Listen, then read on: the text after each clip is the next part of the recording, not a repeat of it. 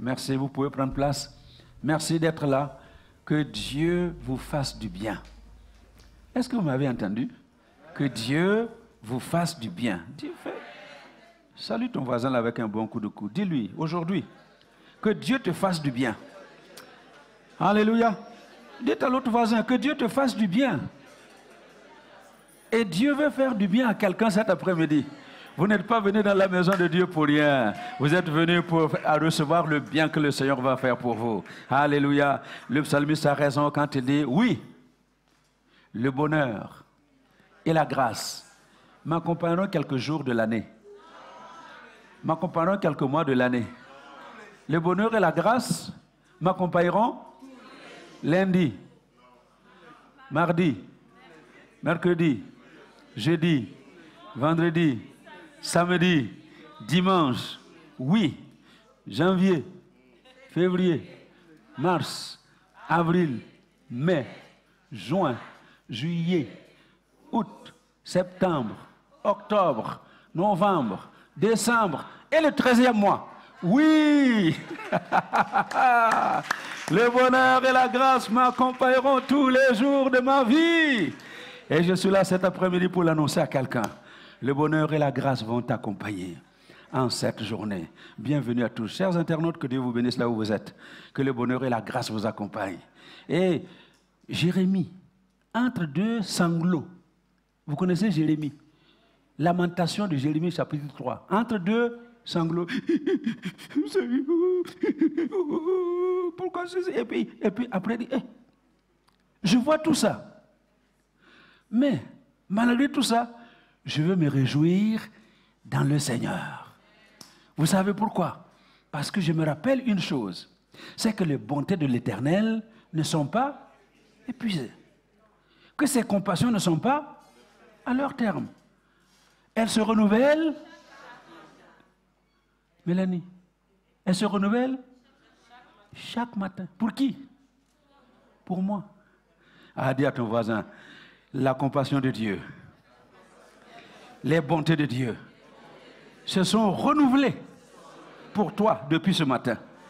Est-ce qu'il y a quelqu'un qui sent la bonté de Dieu qui s'est renouvelée pour lui? Ah, le bonheur et la grâce, la bonté, les compassions, tout se renouvelle pour nous pendant ce dimanche du mois de juin 2021. Alléluia. Je fais juste une récap. On dit une récap ou un récap? Un récap. On dit les deux. Une récap. Pourquoi? Moi, je dis une récapitulation. Et vous, vous dites un récapitulatif. Ah, donc on dit une, moi, j'utilise une. Eh, jolie jeune fille, bienvenue au culte. Comment elle s'appelle? Hein? Comment tu t'appelles? Gabriel. Applaudissons Gabriel. Ah, bienvenue Gabriel. Alléluia. Et je pense qu'elle est venue accompagnée de sa maman, qui s'appelle... attendez, le mari de Gabriel s'appelle comment?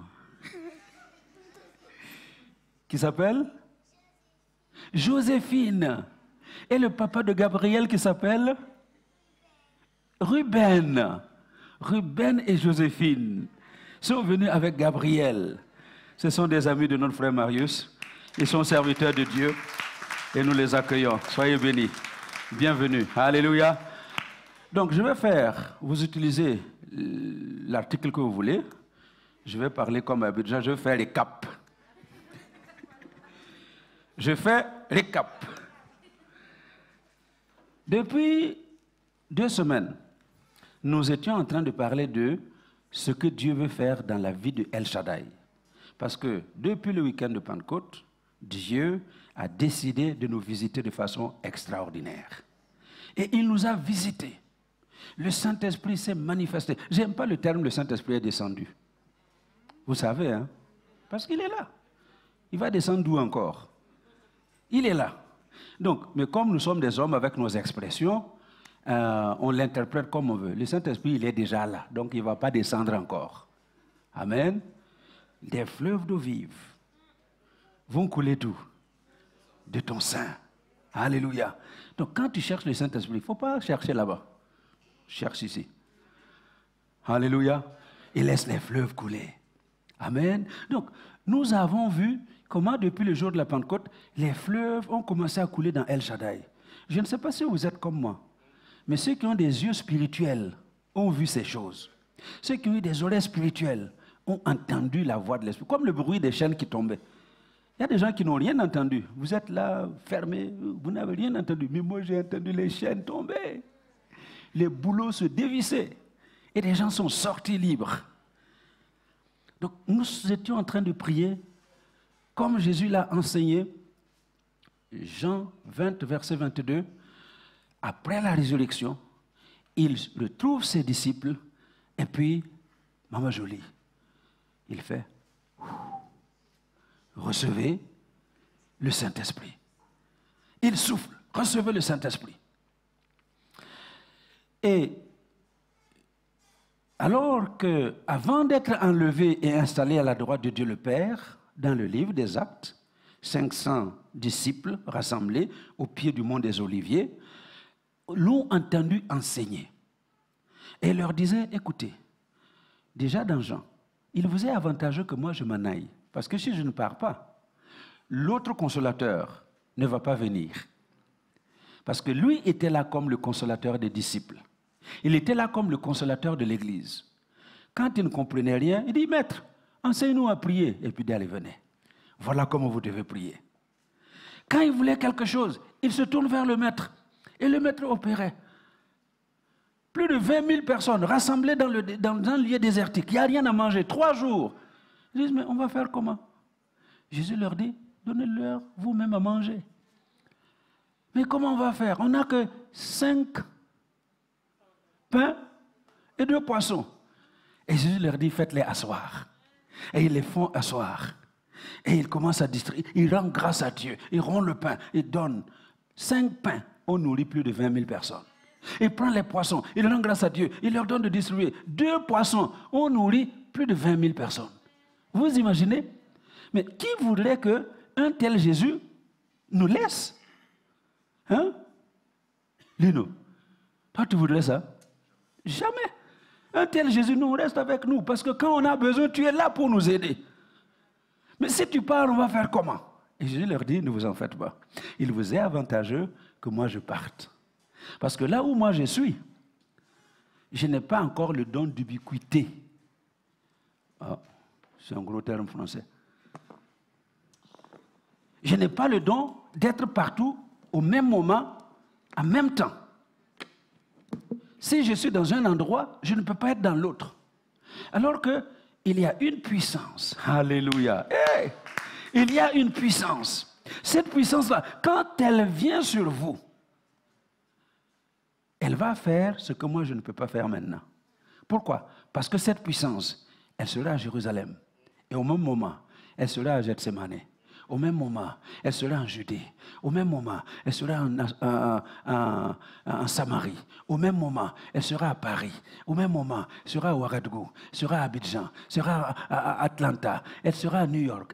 Au même moment, elle peut faire la même chose pour le monde entier au même moment. Cette puissance-là, il faut que vous l'attendiez. Parce que quand cette puissance va descendre, quand elle va descendre, elle vous remplira. Et quand elle va vous remplir, vous allez être gonflé à bloc. Est-ce que vous pouvez faire comme ça? Gonflé à bloc.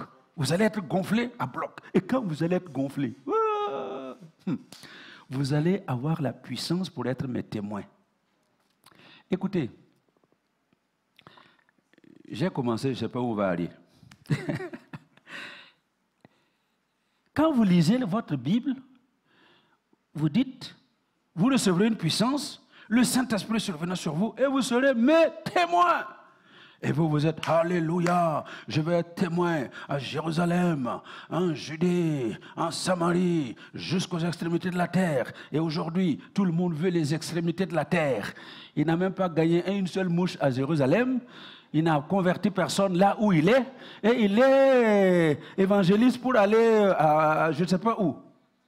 Loin. Est-ce que vous comprenez? Et les gens pensent que être témoin, là, c'est prendre les avions, voyager, aller loger dans un bon hôtel 5 étoiles, et puis le soir rencontrer des gens, faire beaucoup de bruit, et puis on retourne manger, on dort. Les gens pensent que témoin, là, c'est ça. Vous savez ce que c'est qu'un témoin, d'après le livre des Actes? Un témoin, c'est qui? Hein? Guélor, applaudissez Guélor. Il n'a pas fait l'école biblique pour rien. Hein? Tu as bien pris le cours du Nouveau Testament. Le témoin, littéralement, c'est un martyr. Martyros. Donc, vous serez mes martyrs. Alors, est-ce que vous voulez encore être martyr de Jésus? Vous êtes encore prêt à être témoin de Jésus? Témoin, là, c'est être martyr. Vous savez comment on fait aux martyrs aujourd'hui? Aller en Orient, aller en Asie, aller dans les pays fermés, islamiques. Allez là. Et vous verrez ce que c'est qu'être un témoin pour Jésus-Christ. Nous, on est là, témoin pour Jésus-Christ, là, c'est être au restaurant en train de manger. Et puis, est-ce que toi, tu as reçu Jésus? Ah non, moi, je n'ai pas reçu Jésus. Est-ce que tu veux aller en enfer? Non, je ne veux pas aller en enfer. Hein? On mange, et puis on est là, on dit qu'on est témoin. Zéro de témoin. Est-ce que ça comprend? Donc, le Saint-Esprit, Jésus dit, quand lui, il va venir, il n'y a que le Saint-Esprit pour rendre des hommes et des femmes capables d'endurer la mort. D'endurer la mort. On vous découpe en morceaux, vous chantez la gloire de Jésus. Lisez le livre des Hébreux. Hébreux 12, Hébreux 11, la fin du chapitre 11. On vous dit que les gens ont été témoins de Jésus, on les a sciés. On les a sciés. Vous savez ce que c'est que scier? Vous là ici, avec vos machines, vous ne savez pas. Allez au village là chez moi, tu as une scie comme ça. Et puis tu vas prendre le bois là, crica, et puis jusqu'à ce que ça coupe. Et c'est ça, être témoin. Des gens ont accepté d'être sciés. D'autres ont accepté d'être torturés, d'être brûlés. Est-ce que quelqu'un là ici, on va mettre un bûcher là sur le parking, on dit, tous ceux qui veulent suivre Jésus là, venez. Tous ceux qui continuent de dire qu'ils veulent suivre Jésus, venez là. Je parie que de nous tous là, je ne suis même pas sûr que votre pasteur va se trouver là. Si lui aussi va prendre la clé des champs. Écoutez, on est des hommes. Quand vous vous retrouvez devant la réalité, c'est en ce moment que la vraie nature va se manifester. Vous serez mes témoins. Et il n'y a que le Saint-Esprit. Tu vois le bûcher. On te dit, tu as une seule chose à dire. C'est dire, je renonce à Jésus. Jésus n'est plus mon sauveur. Est-ce que c'est compliqué de dire ça? Tu dis juste, Jésus n'est pas mon Seigneur. Et puis tu es sauf. Des gens vont faire ça ici, si ça devait arriver. Mais ceux qui ont été remplis de la puissance de l'Esprit de Dieu, ils ont été remplis d'une puissance qui les rendait capables de se tenir devant le bûcher et de dire, qu'on me brûle, Jésus est mon sauveur, Jésus est mon Seigneur. Et ils chantent les louanges de Jésus pendant que le feu brûle.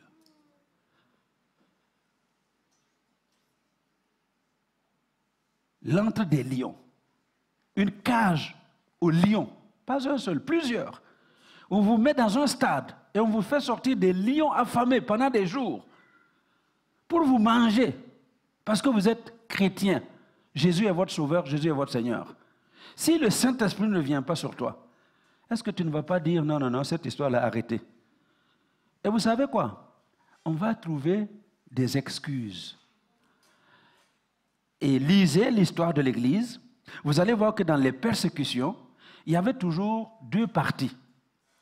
Devant une persécution, il y a ceux qui disaient « Jésus est mon Seigneur, Jésus est mon sauveur, je meurs pour lui. Ça, c'est le premier lot. Et il y a ceux qui disaient, si je meurs, est-ce que je vais encore... Qui va témoigner? Et il y a ceux qui disaient, non, moi je prends la tangente. Comme ça, je vais pouvoir témoigner là-bas. Donc, des gens vont se donner des idées ici. Si ça chauffe là, tu dis, mais si je meurs ici, c'est pas bien. Je fuis aux États-Unis, comme ça, là, au moins, hein, je peux continuer de témoigner. Mais quand le Saint-Esprit est là, quand la puissance se remplit, alors tu peux être un vrai témoin de Jésus-Christ. Mais notre histoire de témoignage ici, c'est de la blague. Il faut oublier. Allô? Vous voulez votre histoire de témoignage au Luxembourg, c'est de la blague. Il faut oublier. Parce qu'un véritable témoin, qui est un martyr pour Jésus, qui est rempli du Saint-Esprit, vous allez voir ce qu'ils vont faire. Quand ils ont été remplis du Saint-Esprit, Jésus leur dit, ne partez pas, attendez jusqu'à ce que vous soyez remplis de la puissance d'en haut. Et la puissance d'en haut les a remplis. Dans le chapitre 2 des Actes, ils se sont tous mis à parler en d'autres langues. Comme un pasteur le disait ce matin, ils ont vu le feu, des langues semblables à des langues de feu qui se sont déposées sur chacun d'entre eux. Et ils se sont tous mis à parler en d'autres langues. Et la puissance est descendue dans leur vie. Et quelqu'un comme un Pierre frileux a pu se tenir devant des foules pour prêcher l'évangile de Jésus-Christ et voir 3000 personnes qui se sont converties à la suite de sa première prédication. Et à la suite de sa deuxième prédication, 5000 âmes se sont converties aussitôt. Vous vous imaginez? Quand le Saint-Esprit descend, il vous remplit d'une puissance extraordinaire. Et quand ils ont reçu cette puissance, nous avons vu pendant ces quelques jours de prière qu'ils ont fait des choses. Ils ont commencé à persévérer. Persévérer, ça veut dire quoi? Parlez-vous qui parlez français là. Persévérer. Hein? Sans relâche. OK? Et qui d'autre? Il y a des Français ici, non? Hein? Persister. Persister. Tout ça sont les Luxembourgeois qui parlent. Les Français là, vous êtes où? Redoubler d'efforts. Redoubler d'efforts. C'est-à-dire que tu faisais des efforts. Tu faisais des efforts. Quelqu'un a déjà fait du vélo ici? Du vélo. Quelqu'un a déjà fait du vélo? Le vrai vélo. Ce n'est pas un vélo d'appartement là, non. Hein, vous avez déjà fait le vrai vélo, où vous êtes assis sur la selle, et puis ça monte. Ça monte. Et vous étiez en train d'aller là. Et quand ça monte, waouh, il faut redoubler, parfois même tripler, quadrupler, décupler.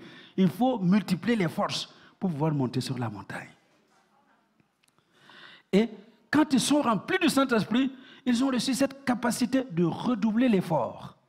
Devant n'importe quel obstacle, ils ont trouvé l'énergie de surpasser cet obstacle, de passer devant l'obstacle.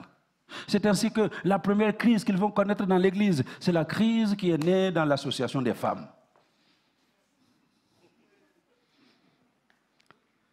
Association des femmes, département des femmes. Oh, nous, on est en train de souffrir ici, parce que quand on distribue les vivres, là, vous donnez plus aux Hébreux, aux veuves des Hébreux, et puis les veuves des hellénistes, c'est-à-dire les païens convertis, là, vous ne nous calculez pas. Ça ressemble à un mot que vous entendez souvent, non? On ne me calcule pas. Vous regardez là-bas, vous ne nous regardez pas. Crise. Mais quand on est rempli du Saint-Esprit, vous savez ce qui se passe? Les apôtres disent que ce n'est pas un problème. Ils se réunissent et puis ils s'entendent dire, écoutez, les gars, il n'est pas bien que nous délaissions la proclamation de la parole de Dieu pour servir aux tables. Il faut choisir des hommes fidèles, des hommes capables, des hommes remplis du Saint-Esprit. Pour distribuer aux tables, il faut aussi être rempli du Saint-Esprit. Oui, il faut être rempli du Saint-Esprit. Et on va les charger de cette tâche. Et nous allons continuer à prêcher l'Évangile et à prier. Première crise. Et ils ont résolu la crise. Deuxième crise. Étienne est arrêté. Un vaillant diacre, parmi ceux qu'on a justement élus pour faire le travail de distribution. On l'arrête. Et on l'a condamné à la lapidation. Et tout le monde est là avec ses cailloux. Boum, boum, boum. jeter les cailloux sur Étienne.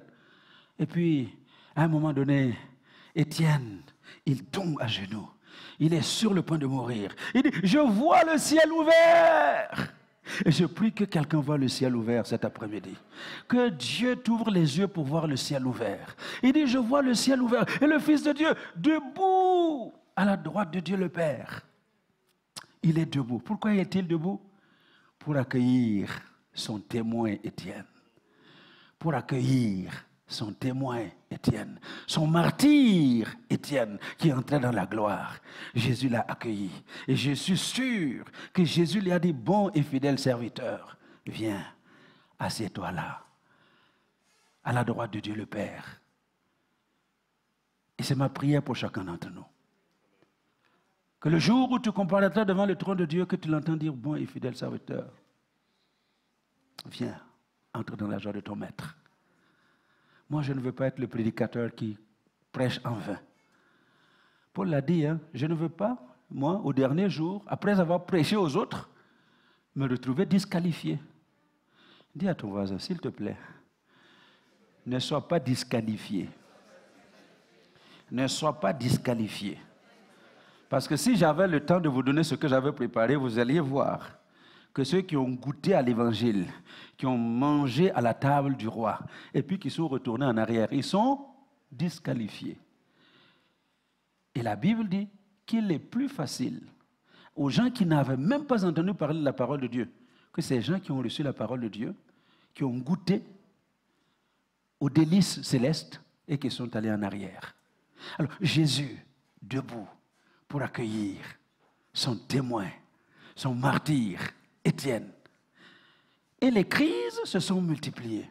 Et l'Église remplie du Saint-Esprit est venue à bout de toutes les crises. Écoutez, si nous voulons aller au bout de toutes nos crises, il faut que le Saint-Esprit nous remplisse.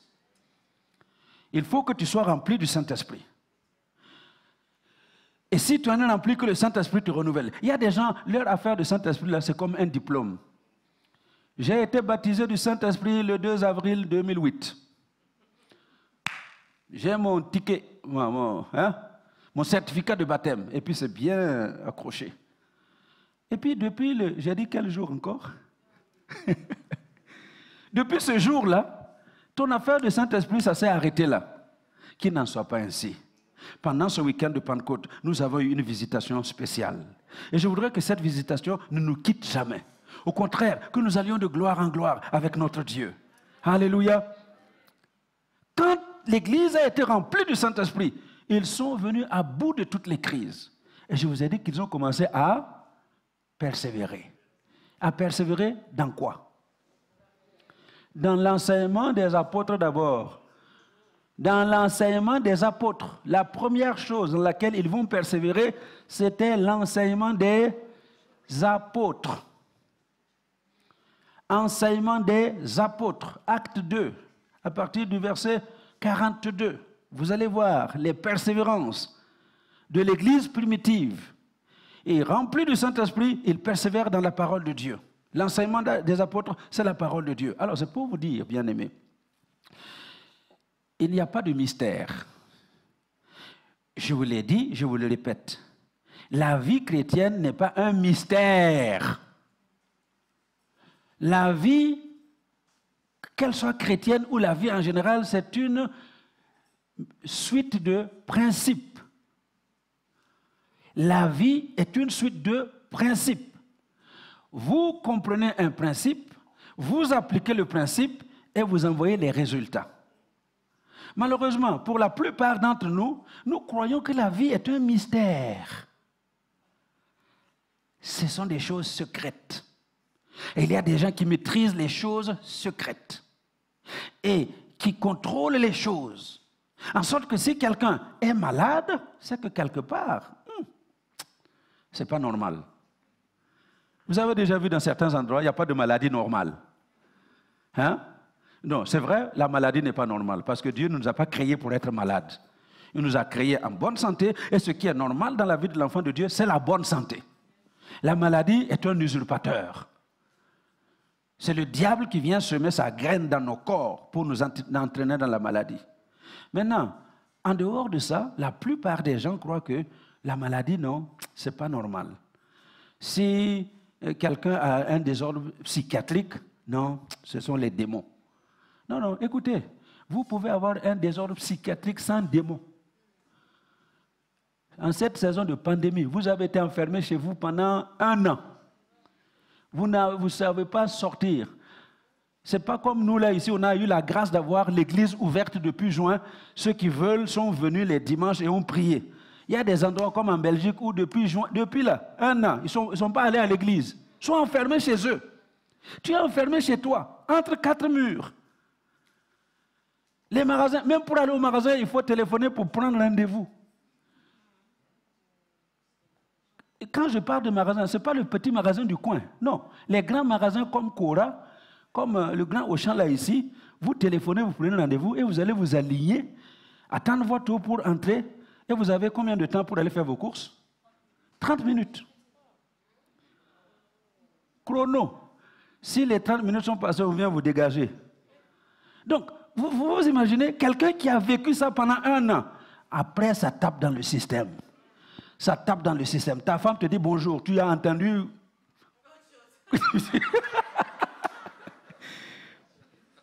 Tu sors, tu rentres du travail, ta femme te dit chérie, tu entends autre chose.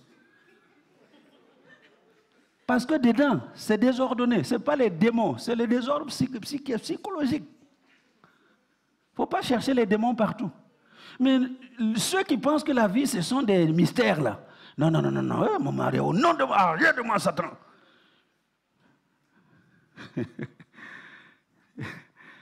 Alors, si tu chasses Satan de ton mari, tu es la vraie Satan, hein? Parce que vous êtes un. Vous êtes un.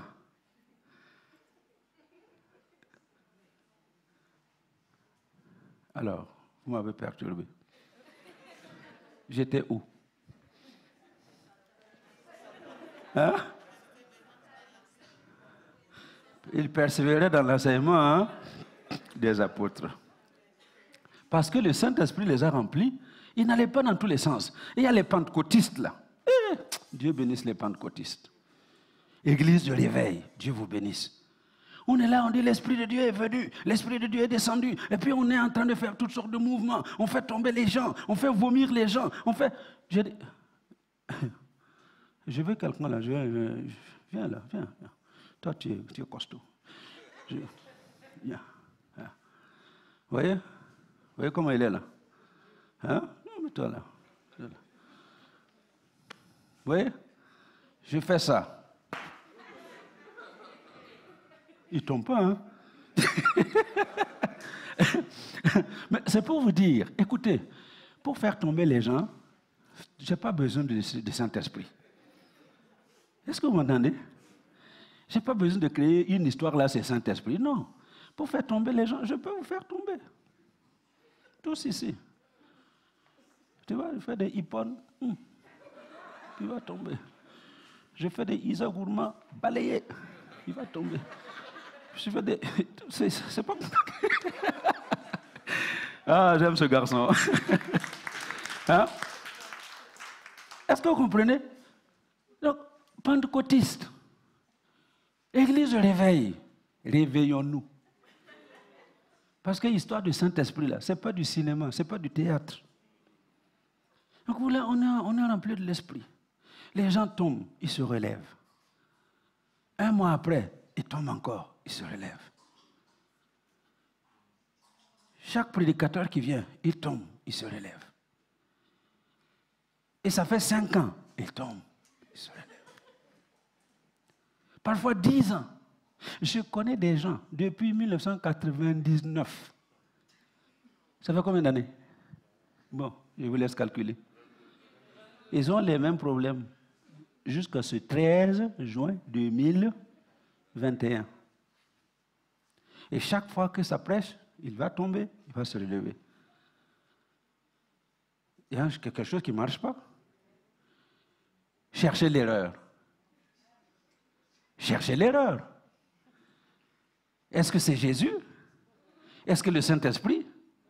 Est-ce que ce sont... Où est l'erreur? L'erreur, c'est nous-mêmes. Alléluia. Alors, c'est pourquoi quand le Saint-Esprit vient, la première chose qu'ils font, ils plongent les regards dans l'enseignement des apôtres. Ils sondent les Écritures. Ils cherchent à comprendre les Écritures. Ils veulent sonder et ils comprennent. Et ils font comme les chrétiens de Béret. Même si c'est un Paul, l'apôtre Paul, le grand Paul, celui qui a été enlevé jusqu'au 3e ciel, il a vu des choses là, il ne peut même pas expliquer à nous autres sur la terre. Paul prêche. Il dit, il rentre à la maison, hein, la grâce de Max. Il dit, chérie, viens ici. On prend le livre là. Est-ce que c'est que le pasteur Adama a dit aujourd'hui là? Est-ce qu'on voit ça dedans? Si on ne voit pas dedans, on n'applique pas. Quand on est rempli du Saint-Esprit, c'est ça qui nous attend. Donc quand vous voyez, écoutez-moi bien, et comprenez-moi ce que je dis cet après-midi parce que c'est du sérieux. Une rencontre comme celle-ci, ça rassemble beaucoup de gens. Et je peux vous assurer que si j'avais un prophète, que vous connaissez sur les réseaux sociaux, aujourd'hui là, même si on a dit ne venez pas, les gens vont venir. Même si on a dit inscrivez-vous, les gens ne vont pas s'inscrire, mais ils seront là. Il dit même si on peut s'arrêter là au parking, pasteur, là seulement on va s'arrêter au parking pour entendre les prophéties. Mais quand il s'agit de l'étude biblique, venez ici mercredi soir. Venez ici mercredi soir. Pour l'étude biblique, il n'y a presque personne. Vous allez me dire, je suis sur Internet, je suis connecté. Vous auriez pu rester à la maison et être connecté aussi, n'est-ce pas? Mais la connexion à la maison ne remplace pas la présence à l'église. Alléluia. Mais quand on est rempli du Saint-Esprit, la première chose, c'est chercher la parole de Dieu. Donc quand vous voyez une église où, à l'étude biblique, il y a 3 pelés et 2 tondus, ça veut dire que l'histoire de remplir du Saint-Esprit dans cette église, c'est vous pouvez chanter, vous pouvez parler en langue, vous pouvez venir faire vos chabababababababa, 0. La première chose, quand vous êtes rempli du Saint-Esprit, vous avez la soif de la parole de Dieu. Vous avez la faim de la parole de Dieu. Et vous ne pouvez pas non, on ne peut pas. On veut de la parole de Dieu. Amen. Récap. Ils ont été remplis du Saint-Esprit. Qu'est-ce qu'ils font la deuxième chose? Ils persévéraient dans la communion fraternelle. Cette rencontre fraternelle, ce temps de partage entre frères et sœurs, où on n'a pas besoin de barbecue pour venir. Nous, là, ici, si on dit barbecue, la cour là est pleine. Tout le monde vient pour manger les brochettes. Non, mais quelqu'un qui est rempli du Saint-Esprit, il va venir prier Dieu, il va louer Dieu, et s'il trouve le barbecue, il va manger. La communion fraternelle, bien-aimés, tient au cœur du Christ. Parce que la chose qui va permettre aux hommes et aux femmes de savoir que nous sommes ses disciples, ce n'est pas quand nous allons nous balader avec les grosses Bibles, avec notre patois de Canaan. Alléluia. Bonjour mon frère, alléluia. J'ai appris qu'à certains moments, vous les appelez au téléphone, au lieu de dire allô, il dit alléluia. Comment vous allez? Par la grâce de Dieu. Dieu fait grâce. Et ça devient votre langage. Non, ce n'est pas comme ça que les gens vont savoir que nous sommes les disciples de Jésus-Christ. Il dit, aimez-vous les uns les autres, parce que c'est à cela que le monde va savoir que vous êtes vraiment mes disciples. Demande à ton voisin, comment tu aimes ton prochain dans l'église? Maman jolie, demande-lui. Demande-lui, comment tu aimes ton prochain dans l'église? Hein? Dans le cœur. Que? Il aime comme lui-même. Il aime le voisin comme lui-même. Moi, j'ai besoin de Volkswagen Sarano. Toi, tu as une jolie Volkswagen, donne-moi. Vous voyez notre patois de Canaan. J'aime mon prochain comme moi-même. La voiture que tu as là, tu vas donner à ton prochain? Ah, ça colle. C'est ça. Et Jésus dit, pour que le monde sache que vous êtes mes disciples, c'est quand vous allez vous aimer les uns les autres. Ce n'est pas quand vous allez vous critiquer les uns les autres devant le monde. Ce n'est pas quand vous allez vous accuser devant les autres, les uns les autres, devant le monde. Les enfants de Dieu remplis du Saint-Esprit ont un langage. Et leur langage est assaisonné de sel. Ce qui sort de ma bouche, ça doit être assaisonné. Je ne sais pas trop bien faire la cuisine, mais je sais que mettre trop de sel, ce n'est pas bon. Ne pas en mettre, ce n'est pas bon non plus. Il faut mettre dosé. Donc, un enfant de Dieu rempli du Saint-Esprit, il a des paroles dosées. C'est pourquoi je surprends toujours les gens là dans le couloir ici. Ah, waouh, je dis, c'est quelle bagarre ici? On est en train juste d'échanger là, et puis on dirait qu'ils sont en train de se taper. Je dis, oh, non, il faut doser la parole. Que ce soit dans le couloir ou dans la rue, dosons nos paroles. Ne me dites pas, nous, on est habitués à ça. Hein? Tu es habitué à te laver au marigot, non? Va te laver au marigot ici. Hein? Qu'est-ce que quelqu'un va se lever là maintenant, aller au lac de Remerchène? Moi, je suis au village là, je me suis lavé. Va te laver. On va te ramasser à la cuillère. Hein? Donc, ce n'est pas tout ce qu'on a l'habitude de faire qu'on doit continuer de faire. Donc, nos paroles là qu'on avait l'habitude de débiter quand on n'était pas rempli du Saint-Esprit, on ne doit pas continuer de les débiter. Paul dit que ces paroles doivent communiquer une grâce à ceux qui l'entendent. Quand je sors une parole de ma bouche, ça doit communiquer une grâce à quelqu'un. Max, il a la chance, hein, il a grâce dans sa maison. Il a la grâce dans sa maison.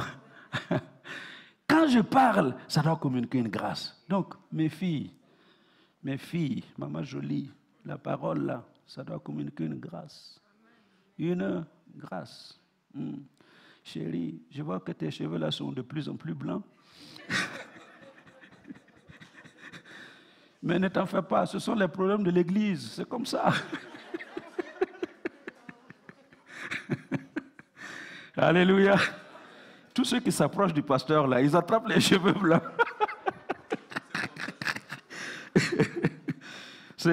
C'est contagieux parce que les épaules deviennent de plus en plus lourdes et puis on ne sait pas comment faire. Vous voyez? Et il y a quelqu'un qui dit, mais papa, comment tu fais? Je dis, mais imagine-toi que je faisais ça seul. Maintenant, vous êtes plusieurs. Chacun a pris un petit peu et puis vous avez des cheveux blancs, vous avez des... Non. Alléluia. La communion fraternelle. La communion fraternelle. Que Dieu nous aide, El Shaddai, à avoir une véritable communion fraternelle. Quand nous nous rencontrons, ce soit des cantiques spirituels, des chants en langue. Est-ce que tu as déjà rencontré un frère là dans la rue et puis vous êtes mis à chanter en langue? Non, ça ne s'est pas arrivé parce que notre affaire de Saint-Esprit, là, il faut revoir la copie. Hein? On se rencontre là dans la rue, non. Vous priez en langue avant de demander même les nouvelles. Alléluia. Moi, ça me surprend. Parfois, je suis là tout seul, hein, je suis là seul. Je sors ici, je ne sais pas comment ça se passe. Je ne vais même pas parler en langue. Je monte les escaliers. Le parler en langue est venu. Alléluia. Que Dieu vous donne cette grâce. Ils persévéraient dans la communion fraternelle. Et ils ne se sont pas arrêtés là. Johanna, la troisième chose, ils ont persévéré où? Dans la fraction du pain d'abord. Dans la fraction du pain. Dans la Sainte Seine. Alors, c'est pour encourager quelqu'un qui n'a pas encore la capacité de prendre la Sainte Seine parce que tu n'es pas baptisé. Pour partager la Sainte Seine à l'église, il faut être baptisé d'eau. Donc, soyez baptisés. Le 27 juin, on va baptiser au lac de Remerchène. Ah, non, ça va être formidable. Pour clôturer le séminaire sur l'évangélisation avec Pasteur Marlène, à la fin du deuxième culte, on va aller à Remerchène, on va baptiser les gens. Il y a 9 candidats pour le moment. Et j'espère que parmi vous, hein, Combien? Vous êtes 2. Ok. Pasteur Didier, sois béni. Amen. Non, je la connais, donc tu peux avoir confiance. Alléluia. Baptisez-vous. Il y en a qui disent, mais moi, quand j'étais bébé, on m'a baptisé. Bon, Dieu bénisse ceux qui ont baptisé les bébés. Mais ma Bible dit que pour être baptisé, il faut croire, avoir la foi, croire, et c'est seulement après qu'on peut être baptisé. Celui qui croira et qui sera baptisé sera sauvé. Alors, vous étiez bébé, dites-moi à quel moment vous avez cru. La foi est personnelle, individuelle. C'est chacun qui doit croire pour lui-même. Donc, tu crois pour toi-même. Tu ne crois pas pour quelqu'un d'autre. C'est pour cela que nous attendons que l'enfant ait la capacité de croire et qu'il fasse le choix lui-même de recevoir Jésus comme son sauveur, comme son Seigneur. Et alors, s'il demande le baptême, nous baptisons la personne. Alors, c'est pour vous encourager. Si vous n'avez pas été baptisé, l'occasion vous est donnée le 27 juin. Pasteur Didier va vous donner les cours là accélérés pour que le 27 juin, vous soyez sur la liste des baptisés au lac de l'Immersion. Et puis après ça, alors on va manger un bon barbecue. Ah oui, la communion fraternelle. C'est normal, hein? On sera là pour entendre la parole de Dieu, et puis ensuite on sera après pour la communion fraternelle, et puis ensuite on va prendre le repas du Seigneur, le repas, et on mange ensemble un bon barbecue. Amen. Donc il persévérait. Et maintenant, la quatrième chose dans laquelle il persévérait, c'était les prières.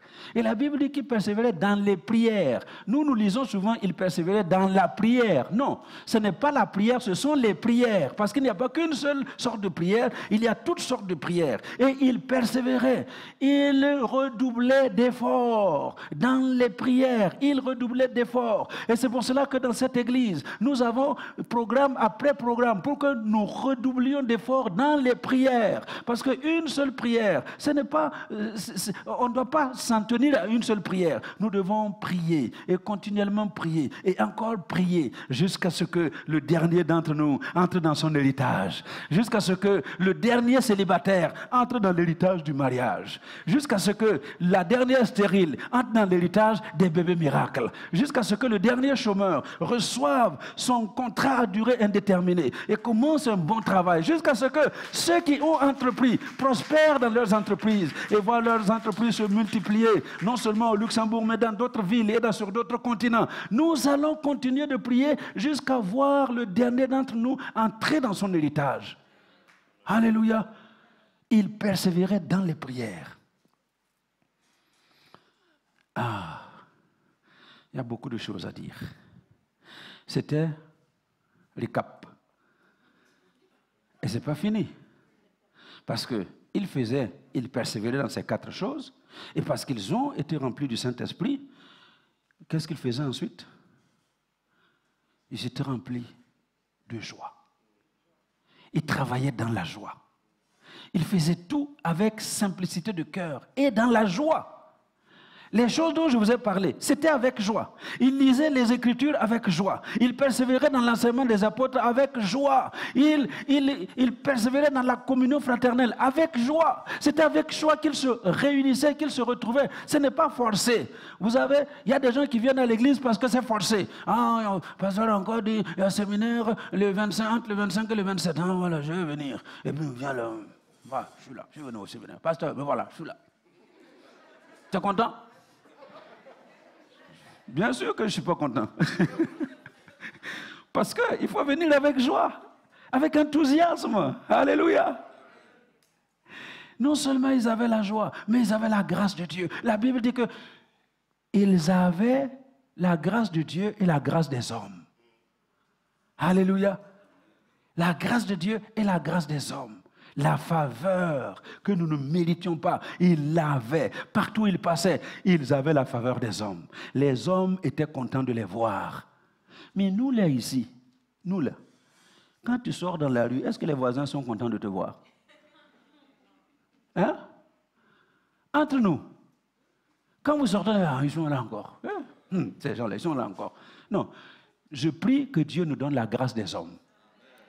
Que Dieu nous donne la grâce des hommes. Quand on sort, que les gens eux-mêmes nous soient favorables. Parce que Dieu dispose en sa faveur, même de leurs ennemis. Hein? Pour ceux de qui il approuve les voies. Quand l'Éternel approuve les voies d'un homme, il dispose en sa faveur même ses ennemis. Et c'est ça ma prière. Toi qui as eu des obstacles, toutes sortes de conflits, des gens qui auraient aimé, vous voyez, la terre là, comme une natte. Ils auraient aimé tirer la terre pour que toi tu tombes dans le trou. Que ces mêmes hommes-là te soient favorables. Et les apôtres avaient cette faveur. Parce que le Saint-Esprit était sur eux. Le Saint-Esprit était en eux. Ils étaient remplis de l'Esprit de Dieu. Et c'est comme cela qu'ils avaient la faveur des hommes. Et puis, quand ils marchaient avec cette faveur des hommes, la Bible dit, alors, en ce moment, le Seigneur ajoutait chaque jour ceux qui étaient sauvés à l'Église. Il y avait une multiplication. Nous sommes dans Acte 2, 47. Et Acte 9, 31, la Bible dit que Dieu faisait prospérer l'Église. Dieu multipliait l'Église. La loi de la multiplication. Parce qu'ils étaient remplis du Saint-Esprit, ils ont reçu une dimension extraordinaire de l'Esprit de Dieu qui faisait la multiplication partout où ils passaient. Je termine donc avec ceci. Que Dieu te donne de multiplier. Que Dieu te donne de multiplier. Multiplier dans ta vie. Multiplier dans tes affaires, multiplier dans ta maison, multiplier partout où tu mets la main, que tout ce que tu touches soit béni. Tout ce que tu touches, ça doit être béni. Que tu deviennes comme un Joseph. On le met dans le puits, même le puits là devient béni. Le trou là, le trou où quelqu'un doit mourir, lui il tombe dedans. Le puits est béni. Hein? Les Ismaélites l'achètent. Ils disent, encore un esclave qu'on va aller vendre. Quand ils arrivent sur le marché d'esclaves, cet homme-là qu'ils ont acheté, il a un prix incroyable. Les gens veulent se l'arracher. Vous savez pourquoi? Parce que la faveur de Dieu était sur lui. Et les gens viennent. Oh, combien il coûte? Et puis ils donnent les prix. Et puis l'officier de Potiphar a dit, non. Moi, quand on surenchérit, moi, je donne plus. Et c'est lui qui a eu Joseph dans sa maison. Vous savez pourquoi? La faveur de Dieu était sur Joseph. Et il arrive dans la maison de Potiphar. Potiphar lui confie des petites tâches. Et Potiphar dit, je lui ai dit de garder 2 moutons. Maintenant, il y en a 10. Comment il a fait? Il dit, bon, va me vendre ces quelques sacs de cacahuètes. Et puis il revient, on dirait qu'il en a vendu 10. Hein? Je lui ai donné 2, il me ramène l'argent de 10 sacs. Comment il a fait? Il dit, non, ce garçon-là, il y a quelque chose sur lui. Il dit, Joseph, viens ici. Tu vois ma maison, les chèvres, les moutons, les bœufs, les canards, tout ce qu'il y a dans cette maison. Les employés, tous ces gens-là, je te les remets entre tes mains. Il n'a pas parlé de sa femme, hein? Je te le mets entre tes mains. Et puis Joseph prend, et il commence à travailler. Et quelque temps après, Potiphar réalise que tout ce qu'il a donné à cet enfant a commencé à prospérer. Et que la grâce de la prospérité t'accompagne maintenant. Que la grâce de la multiplication t'accompagne maintenant. Comme ça a accompagné Joseph. Tout ce qu'il touchait était béni. Que Dieu bénisse tout ce que tu touches. Et alors, il a tellement eu la grâce des hommes que Madame Potiphar a regardé que, non, ce beau garçon-là, quand même, surtout que mon mari officier n'est jamais là.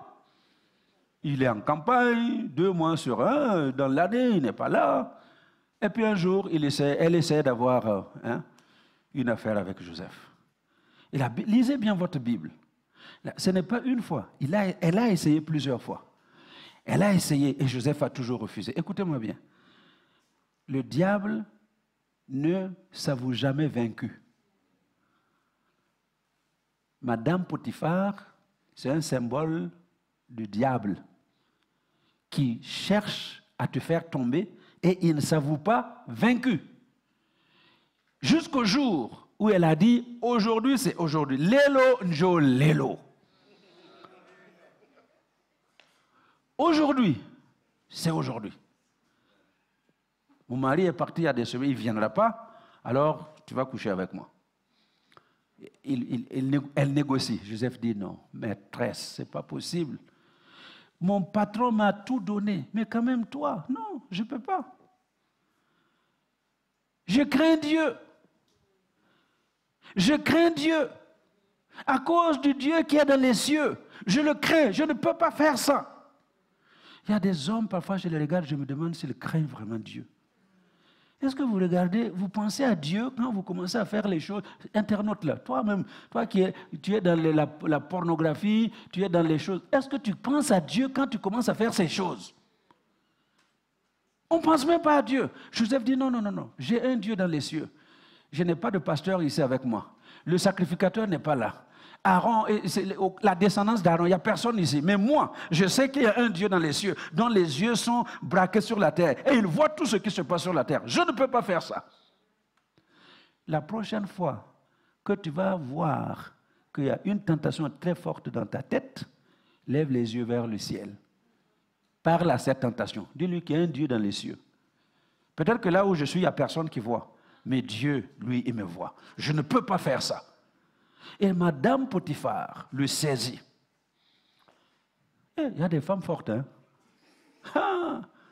Et bien quand la femme veut, elle est forte. Entre nous, hein? Entre nous, les hommes, écoutez, les femmes sont plus fortes que nous.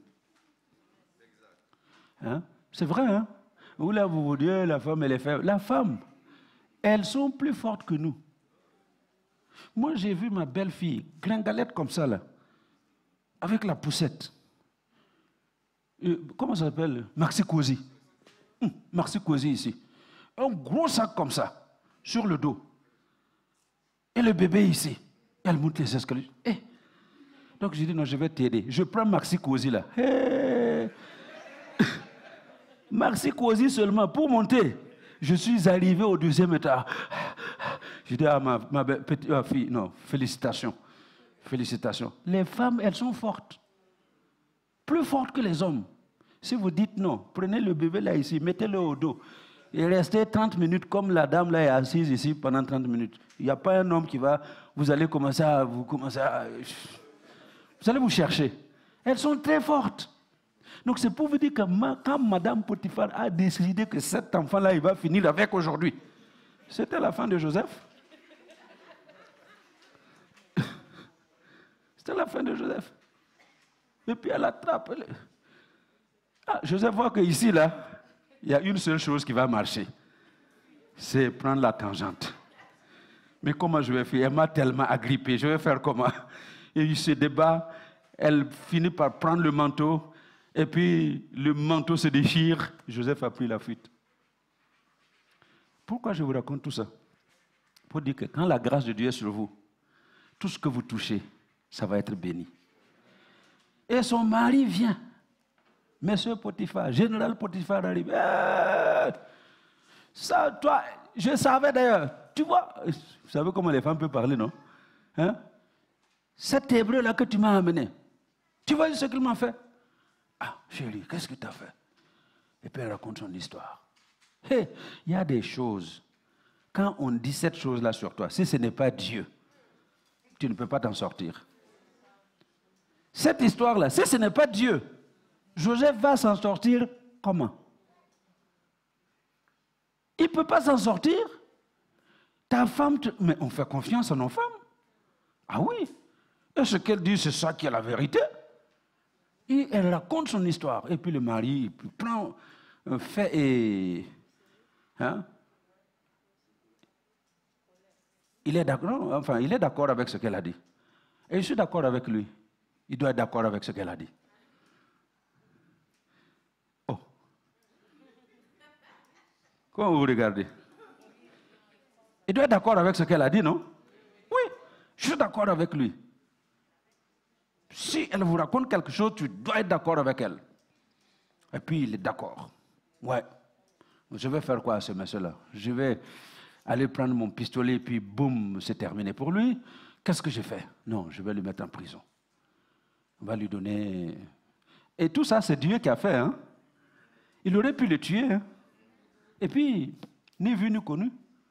Mais il décide de le mettre en prison. C'est Dieu, la grâce de Dieu, qui a accompagné Joseph. Et on le jette en prison. Et Madame Potiphar, ça y est, hein, tu n'as pas voulu ce que je t'ai proposé gratuitement là. Tu vas aller là-bas. Et le voici en prison. Mais quand la grâce de Dieu est avec toi, Diandra, quand la grâce de Dieu est avec toi, on te jette dans la prison et on pense que c'est fini.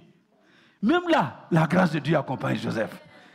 Le gardien de la prison voit que ce garçon-là, il fait ceci et puis ça marche. Il dit quelque chose et ça marche. Et on voit que finalement, c'est comme si tous les prisonniers accouraient vers Joseph. Vous savez, il y a des gens, quand vous avez la grâce de Dieu, vous allez attirer les gens. Vous serez comme la lumière, on a vu ce matin. Je vous encourage à écouter le message de Magali ce matin. La lumière, vous êtes un phare. Quand vous êtes un phare, ça attire les oiseaux, ça attire les insectes. Là où il y a le phare, ça va se rassembler. Et vous allez vous rendre compte que quand la grâce de Dieu est sur vous, les gens vont se rassembler autour de vous. Et le chef de la prison se rend compte que les gens se rassemblent autour de ce garçon. Et puis il ne leur fait pas de mal. Ce qu'il leur dit là, c'est sensé. Les conseils qu'il leur donne, c'est de bons conseils. Bon, moi-même, qu'est-ce que j'ai à perdre? Avoir quelqu'un qui donne de bons conseils aux prisonniers pour qu'il ne s'évade pas, pour qu'il ne fasse pas... Est-ce qu'il y a un gardien de prison qui ne va pas aimer ça? Il dit non, Joseph, viens ici. À partir d'aujourd'hui, moi, je ne veux plus rien avoir avec les prisonniers. Tu es devenu leur chef. Écoutez, quand la grâce de Dieu est sur vous, là où on va vous jeter, vous serez toujours le chef. Même dans le tombeau. Même dans le tombeau, il est Seigneur. Satan pense que c'est terminé. Allez, on a fini avec lui, il est mort, on l'a jeté dans le tombeau. Maintenant c'est fini, on a scellé, c'est terminé. Jésus arrive là, les démons s'inclinent. Il arrive là, l'ange de la mort, à genoux. Le séjour de la mort, à genoux. Et Satan se remet, comment on va faire? Il dit, bon, allez, gardez-moi, ça tombe là sûrement. Et on a doublé la garde pour être sûr que ce gars-là ne va pas se réveiller le troisième jour. Le troisième jour, le troisième jour, et l'ange de la mort, et le séjour de la mort, et tous les démons qu'on avait positionnés pour garder le tombeau. Personne n'a pu retenir le tombeau. La pierre a été roulée. Et le Fils de Dieu est sorti vivant du tombeau. Même dans le tombeau, Jésus est Seigneur. Même dans le trou dans lequel on va te jeter, tu seras toujours le chef. Quel que soit le lieu où on va t'amener, tu seras toujours le chef. Parce que la grâce de Dieu est sur toi. La présence de Dieu coule dans tes veines. La vie de Dieu est en toi. Alléluia. Alors c'est pourquoi cet après-midi, récap. Soyez bénis. Soyez bénis.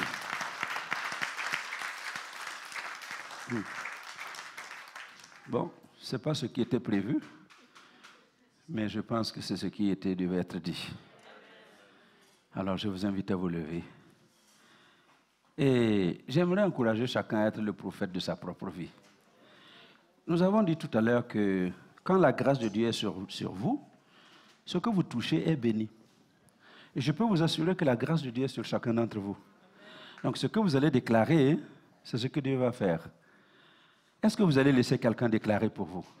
Moi, je ne veux pas déclarer. Il y a l'huile, il y a tout ça, mais je ne vous fais pas l'onction, je ne vous impose pas les mains, parle pour toi-même. Tu es prophétesse ou prophète de ta propre vie. Et tu peux écrire aujourd'hui ce que tu déclares pour ta vie. Là. Écris-le aujourd'hui. Et scelle-le bien, parce que ça va se réaliser. Élève ta voix, prends 2 minutes pour parler à Dieu. Alléluia. Seigneur, merci. Merci parce que tu es le Dieu qui fait grâce. Tu es le Dieu qui fait grâce à ton peuple. Et tu es le Dieu qui honore ton peuple. Cet après-midi, ton peuple a entendu le récapitulatif de une bonne partie des choses que nous avons vues pendant ces jours. Cet après-midi, chacun prophétise pour sa propre vie, pour sa propre famille, pour ses propres enfants, pour son propre travail, pour ses propres affaires. Au nom de Jésus, que l'onction de la prospérité accompagne ton peuple. Prospérité spirituelle, prospérité matérielle, prospérité physique, prospérité dans les relations, la prospérité dans la vie de ton peuple. Et il en sera ainsi. Parce que le Dieu qui répand ta grâce sur la vie de ton peuple, c'est le Dieu qui permettra à chacun de vivre la grâce que tu as préparée pour lui. Au nom de Jésus. Soyez bénis. Allez avec la grâce de Dieu pour vivre de ce que vous vous êtes prophétisé cet après-midi et que le Saint-Esprit vous accompagne dans la victoire. Au nom de Jésus. Amen. Gloire à Dieu. Soyez bénis. Merci beaucoup.